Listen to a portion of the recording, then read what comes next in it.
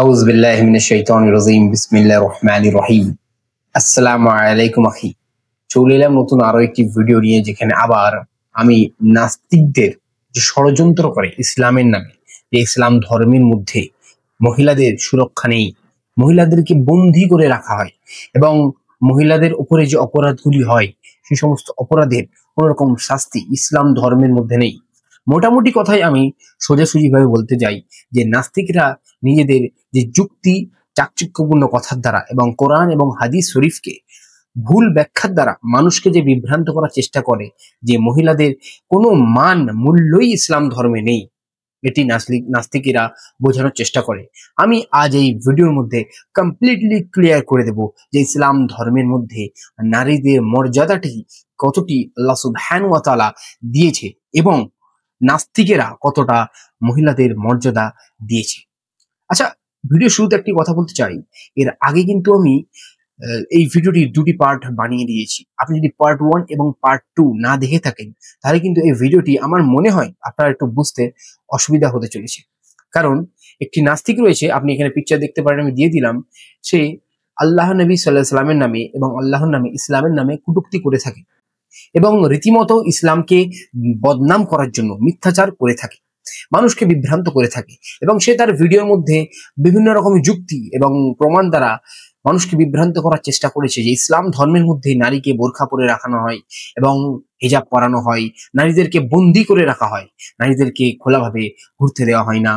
তো এই সমস্ত ব্যাপারে সেই নাস্তিক বিভিন্ন আরো তার তথ্য দিয়েছে। তো আমি সমস্ত তার তথ্যগুলিকে ব্রেক করেছি, একের পর এক তার যুক্তিগুলিকে খণ্ডন করেছি। আলহামদুলিল্লাহ, আপনাদের এটাই রিকোয়েস্ট করব, প্লিজ সেগুলিকে আপনারা প্রথমে দেখে নিন, তারপরে এই ভিডিওটি আপনারা দেখবেন। এটি অবশ্য পার্ট 3, পার্ট 1 এবং পার্ট 2 অলরেডি রিলিজড আমি করে দিয়েছি আমার ইউটিউব চ্যানেলে, আপনি গিয়ে দেখতে পারেন। প্রথমে ভিডিওটি স্টার্ট করার আগে আমি আপনাকে বলতে চাই, আমাদের চ্যানেল সাদিক বাংলা খুবই ছোট চ্যানেল, আপনারা প্লিজ সাবস্ক্রাইব করুন, যাতে করে কিনা চ্যানেলটি তাড়াতাড়ি গ্রো আপ হতে পারে। এবং যারা সাবস্ক্রাইব অলরেডি করে দিয়েছেন এবং বেল আইকনে ক্লিক অলরেডি করে দিয়েছেন, তারা অবশ্যই চ্যানেলটিকে শেয়ার করে দিন, যাতে করে কিনা আমার আরো অনেক ভাই বোনেরা এই ভিডিওটি দেখতে পারে, আমার চ্যানেল ভিজিট করতে পারে।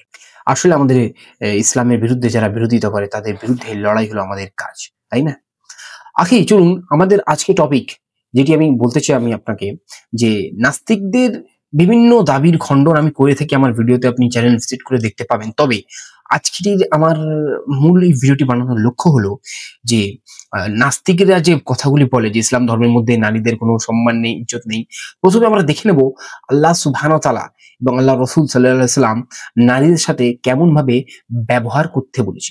এটি আমাদের প্রথম, আজকে আমরা এটি দেখে নেব। দেখুন, আপনাদের স্ক্রিনে প্রমাণটি আমি আপনাকে দেখাচ্ছি। এখানে আপনি দেখতে পারেন যে আল্লাহ সুবহানাহু ওয়া তাআলা কোরআনে কারীমের মধ্যে সূরা নাম্বার 31 আয়াত নাম্বার 14 তে বলছে, আর আমি মানুষকে তার পিতামাতার ব্যাপারে বা মাতা-পিতার ব্যাপারে সদাচরণের নির্দেশ দিয়েছি। তার মা কষ্টের পর কষ্ট ভোগ করে তাকে গর্ভে ধারণ করে আর তার দুধ ছাড়ানো হয় 2 বছরে।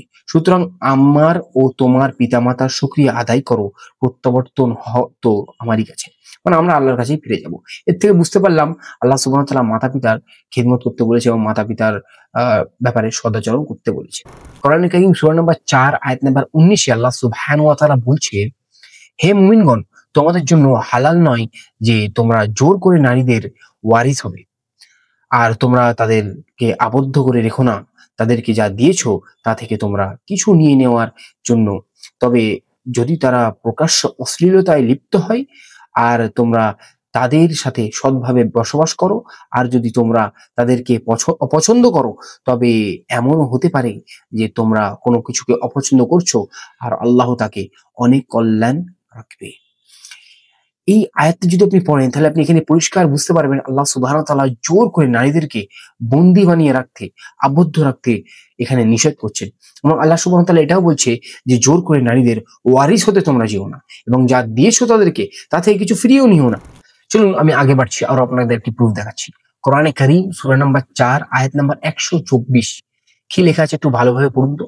এখানে লেখা আছে, আর পুরুষ কিংবা নারীর মধ্য থেকে যে নেক কাজ করবে এমত অবস্থায় যে সে মুমিন, তাহলে তারা জান্নাতে প্রবেশ করবে এবং তাদের প্রতি খেজুর বীচের আবরণ পরিমাণও জুলুম করা হবে না। তাহলে এখান থেকে কি বোঝা গেল আমাদের? আল্লাহ সুবহানাহু ওয়া তাআলা এখানে নারী এবং পুরুষ এদেরকে বিভেদ সৃষ্টি করে নিজে এদেরকে অধিকার দেওয়া হবে না, নারী আছে বলে সে জান্নাতে ঢুকতে পারবে না, এরকম কিন্তু নয়। সে পুরুষ হোক কিংবা নারী হোক, সে যদি নেক কাজ করে এবং সে যদি মুমিন হয়, তাহলে কিন্তু সে অবশ্যই জান্নাতে প্রবেশ করবে এবং তাদের প্রতি আল্লাহ সুবহানাহু ওয়া তাআলা খেজুরের বীজের পরিমাণও ছোট পরিমাণও জুলুম করবে না। আলহামদুলিল্লাহ, এর থেকে আমরা বুঝতে পারি যে আল্লাহ সুবহানাহু ওয়া তাআলা কতটা এখানে নারীদেরকে সম্মান দিয়েছে। নারীর প্রতি উত্তম আচরণের কথা আল্লাহ সুবহানাহু ওয়া তাআলা নবী মুহাম্মদ রাসূলুল্লাহ সাল্লাল্লাহু আলাইহি ওয়াসাল্লাম বলেছেন। দেখুন, এটি হলো সুনান আত-তিরমিজি তাহকিককৃত হাদিস নাম্বার হচ্ছে 1162। কি লেখা রয়েছে দেখুন, আবু হুরায়রা রাদিয়াল্লাহু তাআলা আনহু হতে বর্ণিত আছে, তিনি বলেন রাসূলুল্লাহ সাল্লাল্লাহু আলাইহি ওয়াসাল্লাম বলেছেন, তোমাদের মধ্যে ঈমানে পরিপূর্ণ মুসলিম হচ্ছে সর্বোত্তম চরিত্রের অধিকারী ব্যক্তি। যেসব লোক নিজেদের স্ত্রীদের নিকট উত্তম, তারাই তোমাদের মধ্যে অতি উত্তম। এখান থেকে কি বুঝতে পারলেন? মানে এখানে নারীদের যে মর্যাদাটা এতটাই বেশি যে আল্লাহ রাসূল সাল্লাল্লাহু আলাইহি ওয়াসাল্লাম বলছে যে সমস্ত ব্যক্তি নিজেদের স্ত্রীদের কাছে উত্তম, তারাই তোমাদের মধ্য থেকে উত্তম। আল্লাহু আকবার। মানে বুঝতে পারছেন এখানে নারীদের মর্যাদাটা আল্লাহ রাসূল সাল্লাল্লাহু আলাইহি ওয়াসাল্লাম কতটা পরিমাণে দিয়েছে। আর এই সমস্ত নাস্তিক মুরতাদ কুকুরেরা আল্লাহর নবী সাল্লাল্লাহু আলাইহি ওয়াসাল্লামের নামে উল্টোপাল্টা কটূক্তি করে থাকে আর বলে, মিথ্যাচার করে যে নারীদের নাকি কোন রকমের সম্মান ইসলাম ধর্মে দেয়নি। দেখুন, ধর্ষণ এবং এই যে ব্যভিচার যে করে বেড়াচ্ছে আজকে মানুষ সমাজ, এর যে শাস্তি রয়েছে এটার ব্যাপারে কিন্তু আমরা অনেকেই জানি, কিন্তু ওটা আমি আপনাকে বলবো এই ভিডিওর মধ্যে। তবে তার আগে এটা জানবো যে আল্লাহ সুবহানাহু ওয়া তাআলা এর থেকে বাঁচার জন্য, এই ধর্ষণ ব্যভিচার থেকে, এই কাবিরা গুনাহ থেকে বাঁচার জন্য কি প্রিকশনস দিয়েছে, কিভাবে আমরা বাঁচতে পারি, এটা আমরা জানবো। আল্লাহ সুবহানাহু ওয়া তাআলা কোরআনে কারীম সূরা নম্বর 17 আয়াত নম্বর 32 বলছে, আর তোমরা ব্যভিচারের কাছে যেও না, নিশ্চয়ই তা অশ্লীল কাজ ও মন্দ পথ। আল্লাহ সুবহানাহু ওয়া তাআলা এখানে বলে দিল যে ব্যভিচারের কাছে তোমরা যেও না, এটি অশ্লীল ও মন্দ কাজ। তবে এটি তো আল্লাহ সুবহানাহু ওয়া তাআলা নির্দেশ করলো, আদেশ করলো, এটা আমাদের পালন করতে হবে।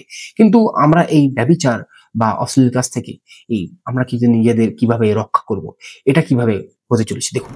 আল্লাহ সুবহানাহু ওয়া তাআলা কোরআনে কারীম সূরা নাম্বার 24 আয়াত নাম্বার 30 কি বলছে দেখুন, মুমিন পুরুষদেরকে বলো, তারা তাদের দৃষ্টিকে সংযত রাখবে এবং তাদের লজ্জাস্থানের হিফাজত করবে, এটাই তাদের জন্য অধিক পবিত্র। নিশ্চয়ই তারা যা করে সে সম্পর্কে আল্লাহ সম্যক অবহিত। এর থেকে কি বুঝলেন? আল্লাহ সুবহানাহু ওয়া তাআলা মুমিন পুরুষদেরকে বলছে নিজের চক্ষুকে এবং লজ্জাস্থানের হেফাজত করতে। তারপরে আয়াত যদি আপনি দেখেন, কোরআনে কারীম সূরা নাম্বার 24 আয়াত নাম্বার 31 নম্বর, আপনি যদি একটু ফলো করেন, একটু পড়েন, দেখতে পাবেন এখানে, আর মুমিন নারীদেরকে বলো যেন তারা তাদের দৃষ্টিকে সংযত রাখবে এবং তাদের লজ্জাস্থানে হেফাজত করে, আর যা সাধারণত প্রকাশ পায় তাছাড়া তাদের সৌন্দর্য তারা প্রকাশ করবে না, তারা যেন তাদের ওড়না দিয়ে বক্ষদেশকে আবৃত করে রাখে। এখান থেকে আপনি কয়েকটি কথা আমি আপনাকে প্রথমে বলতে চাই। এখানে একটি কথা ফলো করেন, আল্লাহ সুবহানাহু ওয়া তাআলা প্রথমে মুমিন নারীদের কথা বলেনি, মুমিন পুরুষদের কথা বলেছে, যে পুরুষেরা যেন তাদের লজ্জাস্থান এবং তাদের দৃষ্টিকে সংযত রাখে, হেফাজত করে। তারপরে আল্লাহ সুবহানাহু ওয়া তাআলা এখানে নারীদের ব্যাপারে বললো যে মুমিন নারীরাও যেন নিজেদের চক্ষুকে সংযত রাখে, মানে দৃষ্টিকে সংযত রাখে, নিজের লজ্জাস্থানে হেফাজত করে এবং যেগুলি সাধারণত প্রকাশ পাওয়ার কথা না সেগুলিকে যেন প্রকাশ না করে।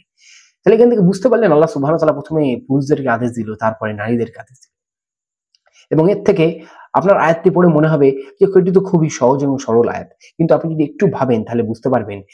আপনারা দেখুন, সারাদিনে আপনারা কি কি ভেবেছেন, যদি একটু ভাবেন, ভিডিওটি পজ করে একটু যদি ভাবেন যে সারাদিনে আপনারা কি কি দেখেছেন, সেই সমস্ত জিনিসগুলি কিন্তু আপনি ভাবতে পারবেন।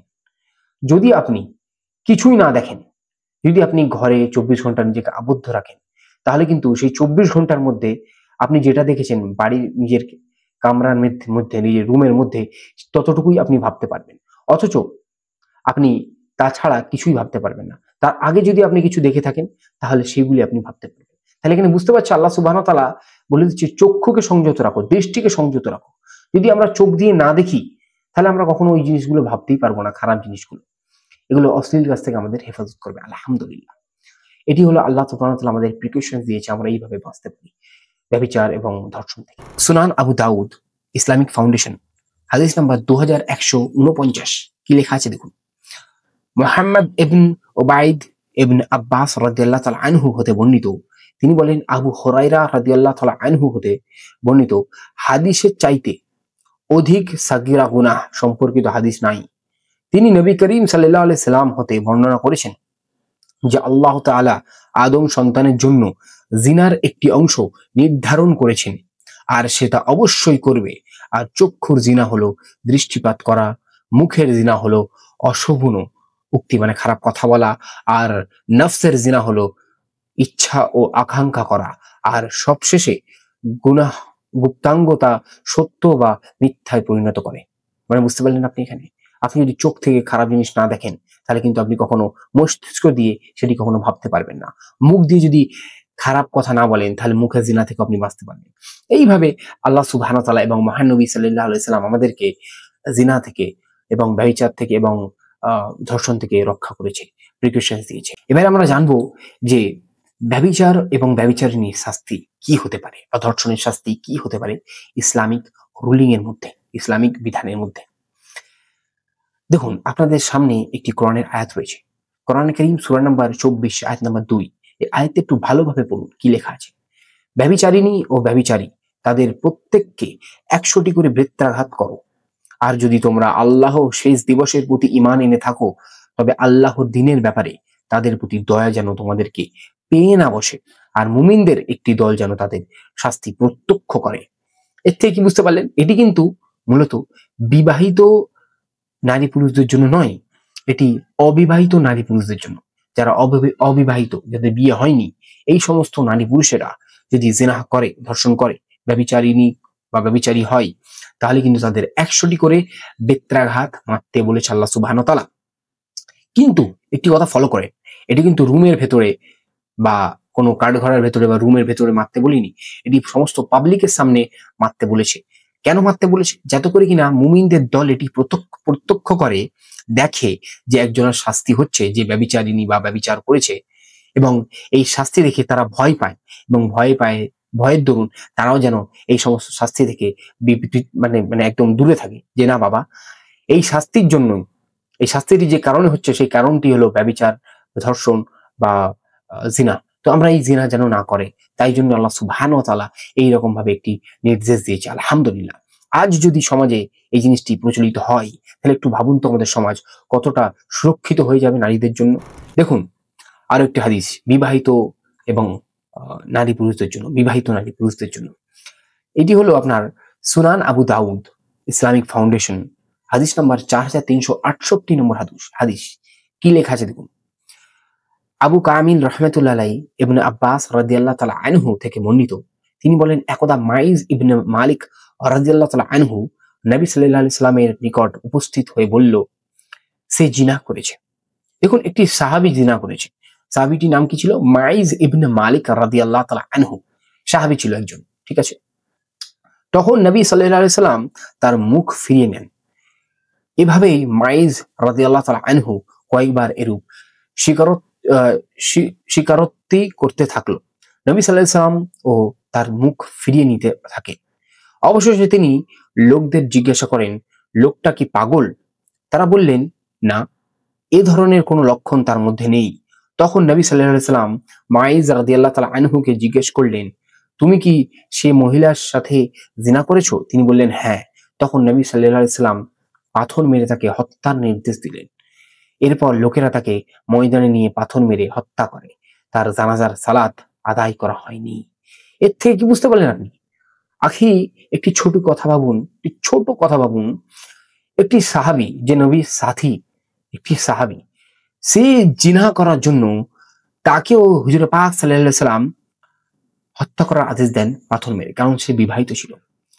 ইসলাম ধর্মের মধ্যে কোনো পার্সিয়ালিটি নেই যে না এ আমার দলের লোক, আমি একে শাস্তি দেব না, বরং যদি ওদের দলের লোক গুনাহ করে থাকে তাহলে শাস্তি দিয়ে থাকবো। ইসলাম ধর্মের মধ্যে এমন কোনো জিনিস নেই, কেউ যদি গুনাহ করে থাকে তাহলে তাকে শাস্তি পেতে হবে, খালাস, আর কিছু নয়। কি গুনাহ করবে শাস্তি পাবে, ভালো কাজ করবে, নেক কাজ করবে, তাহলে রেওয়ার্ড পাবে, আল্লাহ সুবহানাহু ওয়া তাআলার কাছ থেকে পুরস্কার পাবে দুনিয়া এবং আখিরাতে। তো এর থেকে আমরা কি বুঝতে পারলাম? এর থেকে বুঝতে এটি পারলাম যে এই সমস্ত আইন যদি আজ আমাদের বর্তমান সমাজ যেখানে ধর্ষণ ব্যভিচার এতটা পরিমাণে বেড়ে গিয়েছে, আপনারা জানেন, আমাকে বলার দরকার নেই। সো এই সমস্ত জিনিসগুলি, এই সমস্ত আইনগুলি আজকের যদি সমাজে প্রচলিত করা হয়, তাহলে আপনি ভাবুন তো একবার, আমাদের সমাজে কি ব্যভিচারিণী, ধর্ষণ, জিনা এগুলো কি কমবে না? আপনার কি মনে হয়? আপনার কি রায়? অবশ্য কমেন্ট সেকশনে আপনি জানাবেন। আচ্ছা, এবারে এখানে আমি আপনাকে একটি ছোট প্রশ্ন করতে চাই, তারপর আমি আপনাকে অবশ্যই উত্তর দেব। ধরুন কোনো ব্যক্তি জিনা করেনি, ধরুন কোনো নারী, কোনো মহিলা জিনা করেনি, তবুও তার উপরে কেউ যদি প্রতিশোধ নেওয়ার জন্য, ধরুন কোনো ব্যক্তি বলল যে না, এই মহিলাটিকে জিনা করতে আমি দেখেছি বা জিনা করেছে, তখন সেই মহিলাটিকে তো পাথর মেরে হত্যা করা হবে, সে যদি বিবাহিত হয়, এবং সে যদি অবিবাহিত হয় তাহলে তাকে 100টি করে বেত্রাঘাত মারা হবে। কিন্তু সেই মহিলাটি তো কোনো জিনাই করেনি, তাকে প্রতিশোধ নেওয়ার জন্য তার উপরে মিথ্যা আরোপ করেছে একজন মানুষ। তখন আপনারা কি করবেন? দেখুন, আল্লাহ সুবহানাহু ওয়া তাআলা কোরআনে কারীম সূরা নম্বর 24 আয়াত নম্বর 4 কি বলছে, একটু আয়াতটি পড়ুন, আপনার মস্তিষ্কটি খুলে যাবে, আল্লাহ তাআলা আপনার মনটিকে খুলে দেবে ইনশাআল্লাহ ইসলামের জন্য। আল্লাহ সুবহানাহু ওয়া তাআলা বলছে, আর যারা সচ্চরিত্র নারীর প্রতি অপবাদ আরোপ করে, তারপর তারা 4 জন সাক্ষী নিয়ে আসে না, তবে তাদেরকে 80টি বেত্রাঘাত করো, এবং তোমরা কখনোই তাদের সাক্ষ্য গ্রহণ করো না, আর এরাই হলো ফাসিক। এখানে বুঝতে পারলেন, একটি নারীর প্রতি, একটি মহিলার উপরে যদি কেউ মিথ্যারোপ করে, মিথ্যাচার করে, মিথ্যা অপবাদ লাগায়, তাহলে তাকে 80টি বেত্রাঘাত মারার কথা আল্লাহ সুবহানাহু ওয়া তাআলা এখানে বলছে, এবং বলছে তাদের সাক্ষ্য যেন কখনোই আর গ্রহণ না করা হয়, লাইফ টাইম ব্যান, তারা কখনো সাক্ষ্য দিতে পারবে না।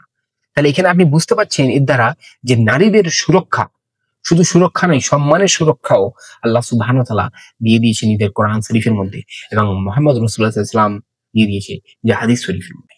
একটু ভেবে দেখুন যে আল্লাহ সুবহানাহু ওয়া তাআলা কিভাবে নারীদেরকে বহিরাগতভাবে এবং আন্তরিকভাবে, মানে বাইরে থেকে প্রোটেক্ট করেছে এবং ভেতর থেকেও প্রোটেক্ট করেছে, সম্মানও প্রোটেক্ট করেছে এবং দেহও প্রোটেক্ট করেছে।